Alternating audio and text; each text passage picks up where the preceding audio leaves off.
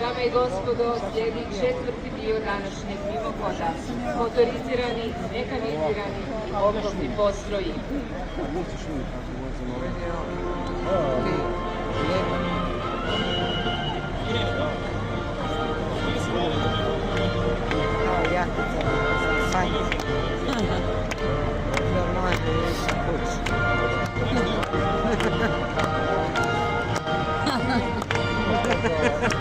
Sad ste već spređali.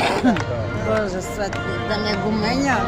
Motorizirani postroj otvara Ministarstvo unutarnjih poslova Republike Hrvatske sa pripadnicima i motornim vozilima zapovjedništva za intervencije, uprave za posebne poslove sigurnosti, uprave za javnu sigurnost te uprave za granicu.